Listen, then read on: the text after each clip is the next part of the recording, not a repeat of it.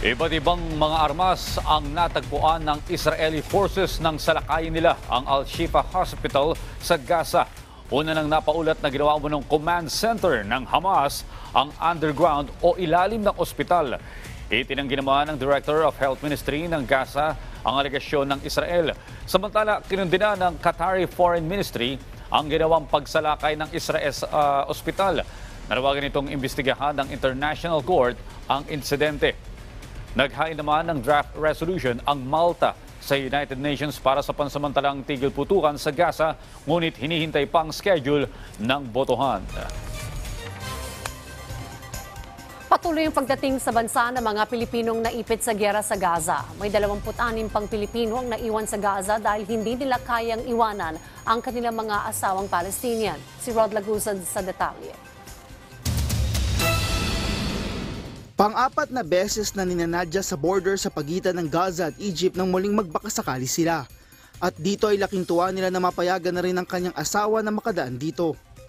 We reach Egyptian border. We stay there more than like 10 hours or 12 hours just waiting.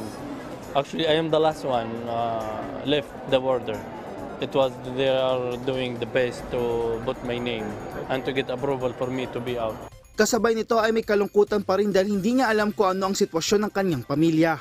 Hindi ko po talaga masabing masaya, pero masasabi ko po grateful po talaga ako na buhay po kami at nakalabas kami. Yung nasa isip po namin hanggat wala kami sa Pilipinas parang hindi pa safe eh. Ngayon, nais na lang munang makapagpahinga nila mula sa hirap na kanilang naranasan bago makauwi ng bansa. Kasama sila sa 13 Pilipino, kabilang na ang 7 mga bata at 6 na asawang Palestinian na nakauwi sa bansa kagabi. Sila na ang huling batch ng mga Pilipino at Palestinian spouses mula sa Gaza na una na nagpahayag na nais ng lumikas mula sa kaguluhan doon. Ito ay kasunod pa rin na nagpapatuloy na gulo sa lugar matapos ang opensiba ng Israel laban sa grupong Hamas. Ayon kay DFA Assistant Secretary Paul Cortez, nagpapasalamat ang mga nakauwi mula sa kaguluhan na kanilang pinanggalingan. Nagbigay ng konting financial assistance sa kanila pagdating nila ng Ehipto. So, binayaran din natin yung ticket nila pa uwi dito. Pagdating naman dito, tutulungan sila ng OWA at ng DSWD. At merong mga local government units na nagbigay ng, nag-express ng interest para tulungan din yung mga kababayan natin para maka-rebuild sila dito. Patuloy naman ang pakikipag-ugnayan ng DFA sa mga LGU at iba pang mga ahensya ng pamahalaan para sa mga posibleng uwi pa. Sa kasalukuyan, meron pang 26 na mga Pilipino ang naiwan sa Gaza dahil hindi nila maiwan ang kanilang mga asawang Palestinian. We will always welcome itong mga kababayan na ito, even if they quote-unquote miss the bus, kung sakali man you want to put it that way. But our commitment stands for those of our kababayans who wish to come home. We will help you, we will continue to assist you.